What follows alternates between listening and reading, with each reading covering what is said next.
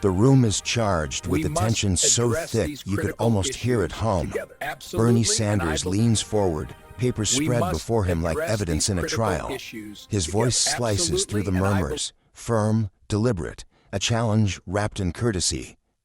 Can you explain how your proposal actually adds up? Across the table, Jasmine Crockett doesn't flinch. Her gaze is steady, her hands perfectly still. The lights above seem to narrow, catching the faint glint in her eyes. She's been here before, in rooms where tone meant dominance and silence was a weapon. The audience feels the shift before it happens. The air holds its breath. Bernie's question isn't just about policy, it's a test of authority, of credibility, of presence, and every camera in the chamber knows it. But Crockett's composure is unshaken. Behind her calm, there's calculation, the kind born from years of being underestimated, doubted, and talked over.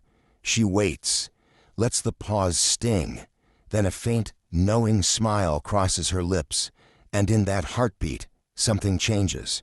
Because no one, not even Bernie, expected that the next few seconds would turn a policy debate into a national reckoning. It wasn't just another hearing. The air inside that chamber carried the heavy weight of expectation, the kind that settles before a storm. The topic was economic fairness, but beneath the paperwork and policy jargon pulsed something deeper: credibility, respect, and power. Bernie Sanders, the seasoned lion of progressive politics, had built his reputation on precision and passion. He'd made a career out of holding feet to the fire, presidents, CEOs, and now colleagues who dared to propose bold new ideas. His tone, sharp yet measured, commanded the room. When Bernie questioned you, it wasn't a conversation. It was an audit of your convictions. Across from him sat Jasmine Crockett, younger, newer, untested in the eyes of Washington's old guard. To them, she was still proving herself. To her supporters, she was already a symbol, a rising voice who carried the stories of those who never got a seat at the table.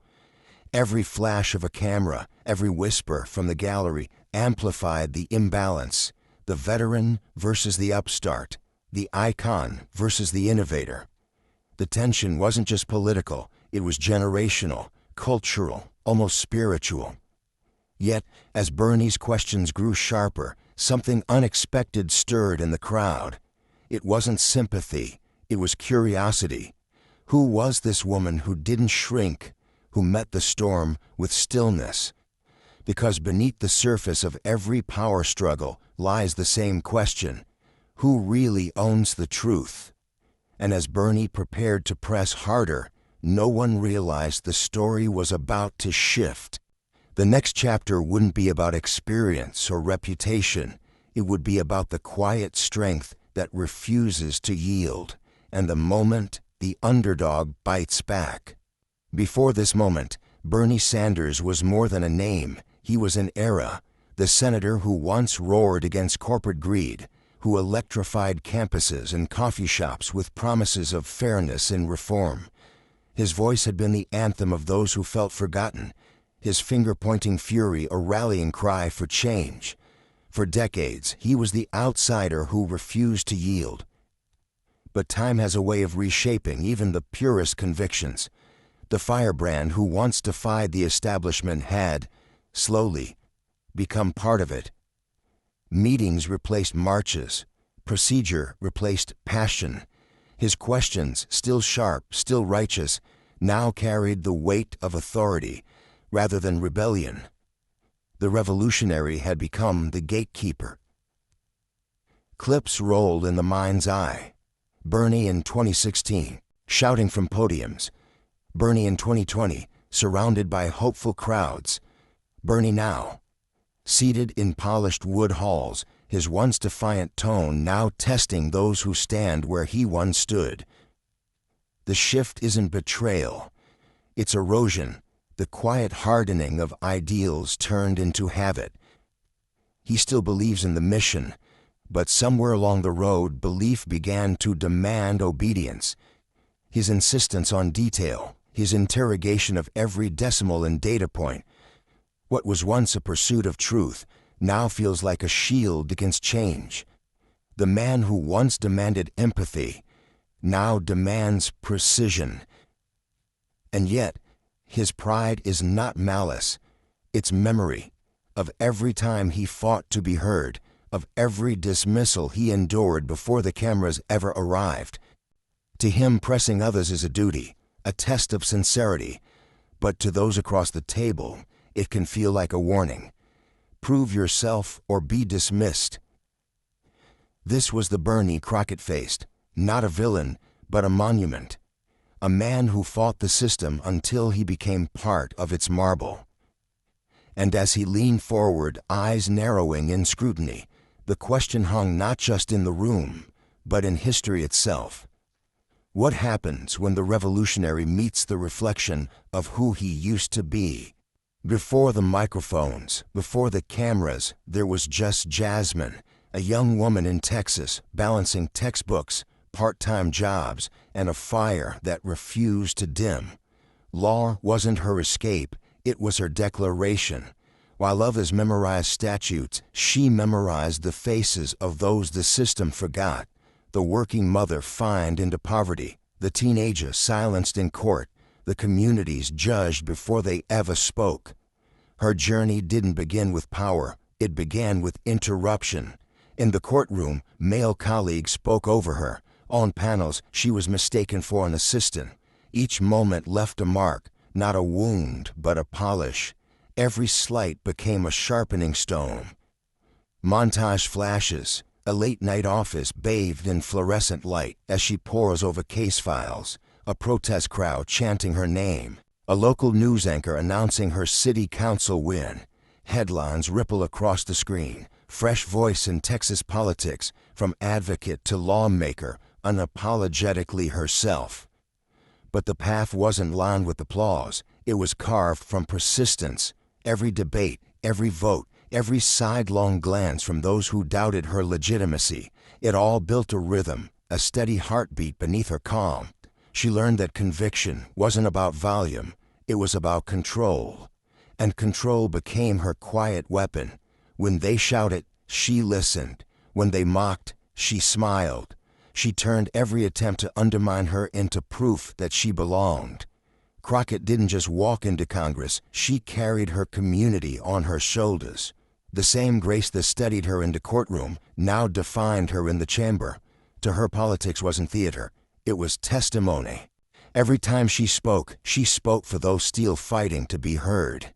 And now across the table from Bernie Sanders, the years of patience and grit condensed into a single breath.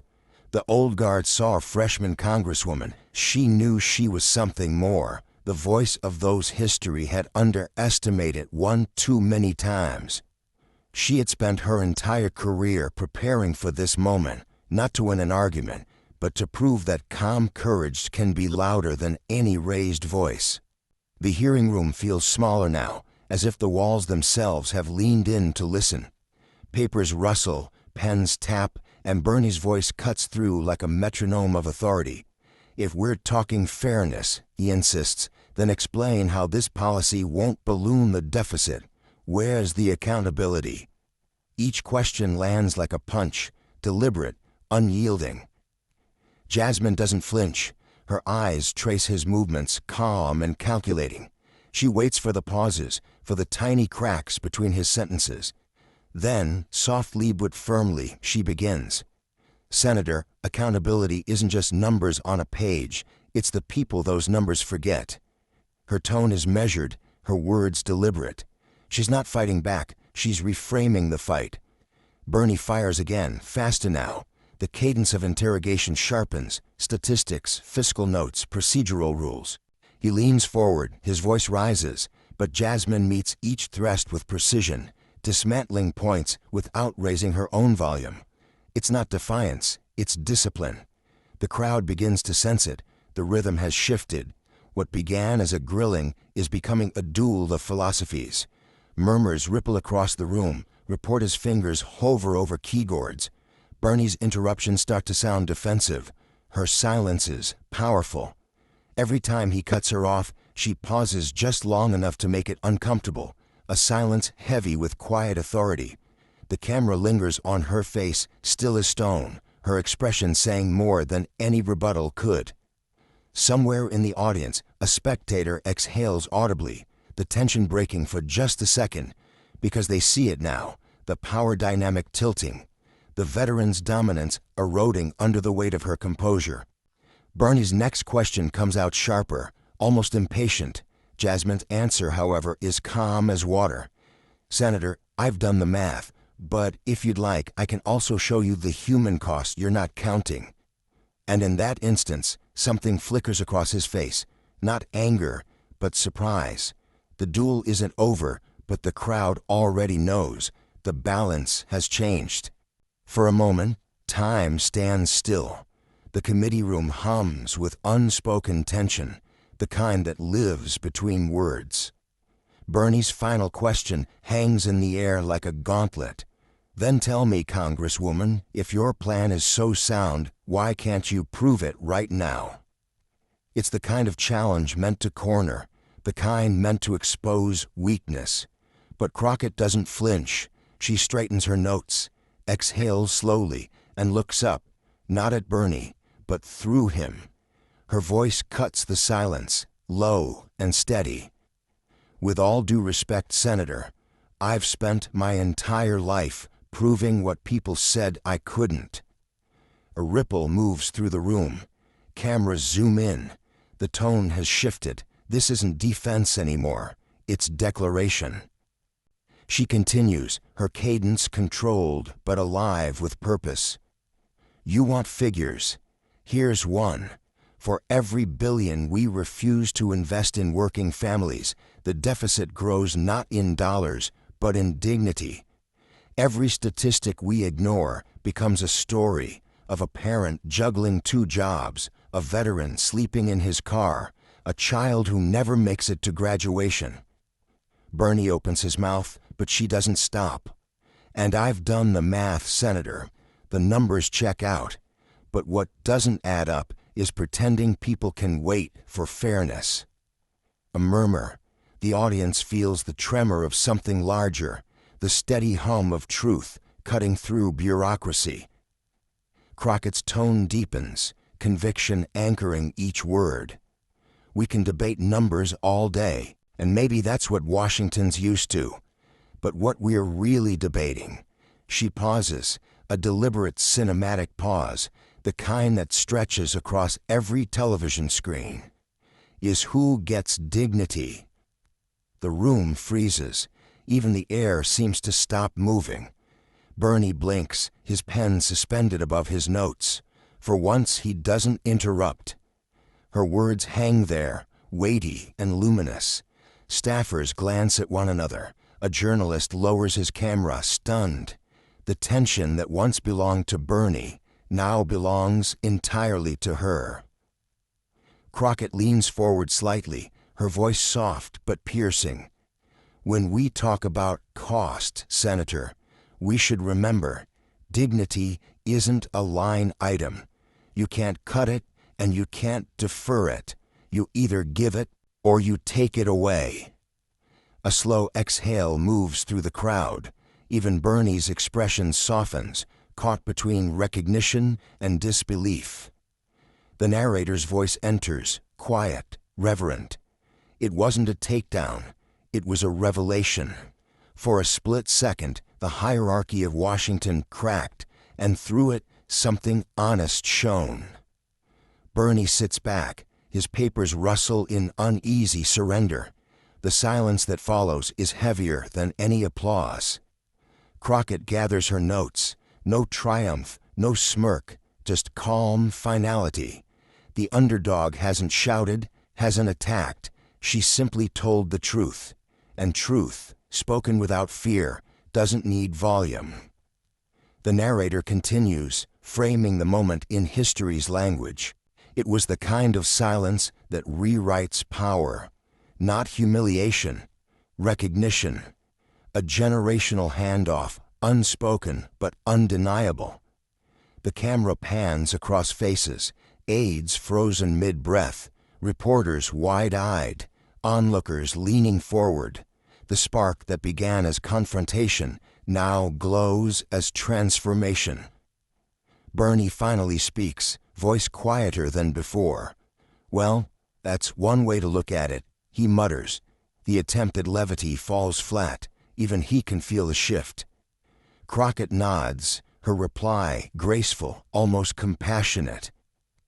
"It's the way I have to, Senator, because for too many people, this isn't theory, it's survival." The narrator's voice deepens to a close. And just like that, the torch passed, not with applause, but with silence, not through dominance, but through grace. The crowd erupts a heartbeat later, the sound of realization catching up to revelation. No one in that room would ever forget what they'd witnessed. The moment was over, but the world wasn't ready to move on. Within minutes, clips of Jasmine Crockett's answer were everywhere. X, TikTok, YouTube Shorts, replayed, dissected, and shared. Notifications pinged like fireworks as headlines exploded across screens. Crockett schooled Sanders, new star shines in Congress, the answer that left everyone speechless. Commentators debated every pause, every inflection, every carefully chosen word. Some praised her poise, calling it a masterclass in leadership. Others tried to minimize it, spinning her calm as scripted or rehearsed. But the social pulse told the truth. Viewers couldn't stop talking. They shared clips with captions like, "This is how courage sounds," and finally, "Someone who doesn't back down." Celebrities weighed in. Tweets lit up the feeds, endorsements, nods to her composure, admiration for her intellect. News pundits called it the moment the torch passed, a generational handoff between old guard and new visionaries. Hashtags trended immediately, hashtag Crockett effect, hashtag respect earned, hashtag dignity wins. In cafes, classrooms, and living rooms, the conversation spilled into daily life. People debated her points, quoted her lines, argued about the implications. The excitement wasn't just political, it was cultural. Crockett had become more than a congresswoman. She was a symbol, a quiet, powerful reminder that intellect, courage, and grace could bend even the hardest of structures.